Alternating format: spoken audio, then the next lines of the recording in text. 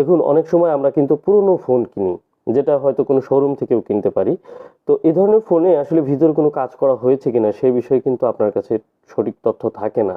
যেমন এই ফোনটি, এটি Asus ROG 2, এটি অলরেডি সিপিইউ রিবোলিং করা হয়েছে। আপনারা জানেন Asus ROG 2 তে বা Asus এর বেশ কিছু ফোনে কিন্তু এই ধরনের প্রবলেম রয়েছে। যেহেতু এটি গেমিং ফোন, এটি প্রচুর হিট হয়, যে কারণে এই প্রসেসরটি কিন্তু গরম হয়ে দেখা যায় ফোনটি বন্ধ হয়ে যায়।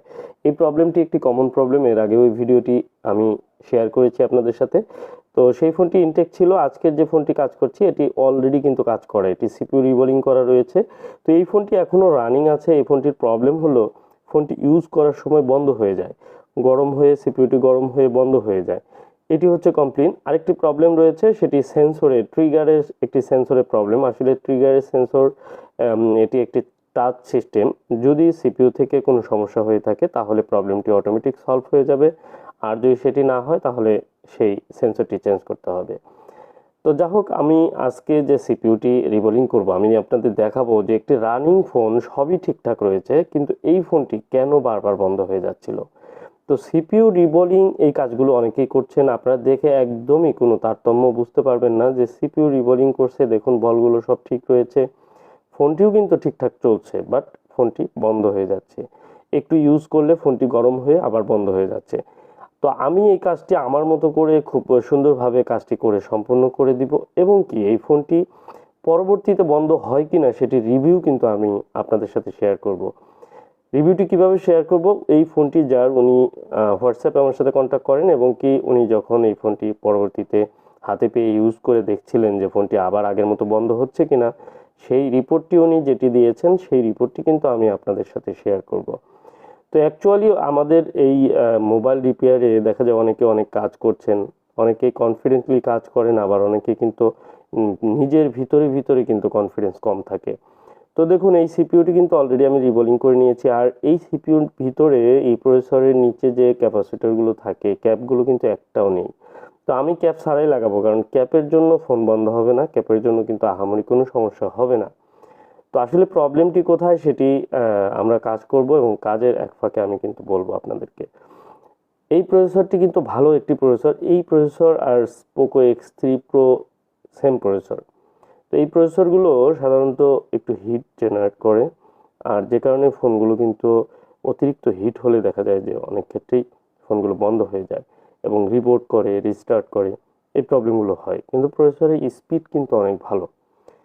তো যে কারণে আসুসে এই ফোনগুলো মূলত এই প্রসেসরগুলো ইউজ করা হয়েছে। দেখুন, আমি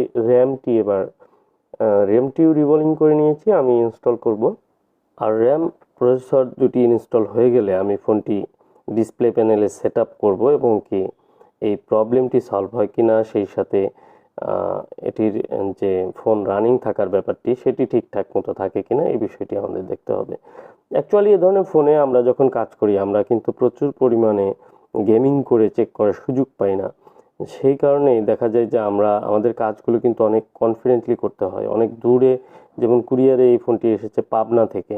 এই কাজটি আমি আজকেই করে, আজকে যখন আমি কাস্টমারকে দিয়ে দিব, তখন তিনি যদি এই ফোনটি নিয়ে কমপ্লেন করেন বা কোনো প্রবলেম থাকে, সেই ফোনটি আবার আমার কাছে পাঠানো একটু ঝামেলা হয়ে যায়। যে কারণে আমরা কিন্তু অনেক সুন্দরভাবে কাজগুলোকে শিওর দিয়ে যে সব ঠিকঠাক মতো যেন কাজ করে সেই বিষয়টি কিন্তু খেয়াল রাখি। দেখুন, এই ফোনটিতে যে থার্মাল সিস্টেমটি রয়েছে সেটি কিন্তু প্রপারলি কাজ করতো না। এটি নিচে যে টেপটি দেওয়া হয়েছে সেটি হিট জেনারেট বা হিটটি শোষণ করার মতো কোনো ক্ষমতা ছিল না। এটির মধ্যে আমি লিকুইড থার্মাল পেস্ট ইউজ করলাম, যেটি এই প্রসেসরের হিটটিকে অ্যাবজর্ব করে পুরো বডিতে ছড়িয়ে যাবে, কিন্তু প্রসেসর ওভারহিট হয়ে গরম হয়ে যে বন্ধ হয়ে যাওয়ার প্রবলেমটি সেটি কিন্তু আর হবে না। সেই সাথে আমার প্রসেসর রিবোলিংয়ের যে কাজটি, এটির রিবোলিংয়ের সময় যে আমরা রিবোলিং পেস্ট ইউজ করি সেটি কিন্তু একটু টেম্পারেচার হাই থাকতে হয়। লো টেম্পারেচারে রিবোলিং পেস্ট দিয়ে আপনি যখন কাজ করবেন সেই ফোনটি কিন্তু হিট হলে দেখা যাবে যে কানেক্টিভিটি ফল্ট হতে পারে, এবং কি প্রসেসরটিও কিন্তু ছেড়ে দিতে পারে।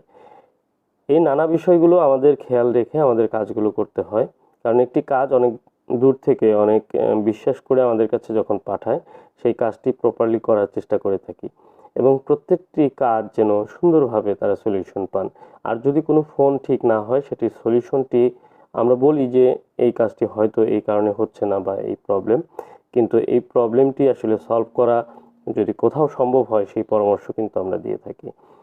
কিন্তু দেখুন, একটি ফোন যখন একাধিক কাজ করা হয় বা কাজ করে নষ্ট করে ফেলা হয়, সেই কাজটি কিন্তু আসলে প্রপার সলিউশন করা সম্ভব হয় না। দেখুন, এই ফোনটি অন হয়েছে আর ফোনটি অনই ছিল। তো ফোনটি অন হওয়ার পর এখন আমি সম্পূর্ণ ফিটিং করে নেব এবং কি চেক করব যে ফোনটি আসলে বন্ধ হয় কি না, বা বন্ধ হওয়ার ব্যাপারটি অবশ্যই এই মুহূর্তে ভিডিওতে শেয়ার করা সম্ভব না। কিন্তু যদি আমরা যার ফোন তার মতামতটি দেখি বা তিনি কি বলেছেন, তাহলে কিন্তু আমাদের বিশ্বাস হওয়ার কথা। দেখুন, এটি হচ্ছে ওনার আইডি। উনি হোয়াটসঅ্যাপে আমার সাথে কন্ট্যাক্ট করেছিলেন। প্রথমে উনি আমাকে জানিয়েছিলেন যে ফোনটি কি প্রবলেম ছিল। এটি ট্রিগারে একটু প্রবলেম ছিল, যেমন গেমিংয়ের সময় একটি টাচ সেন্সর থাকে কর্নারে।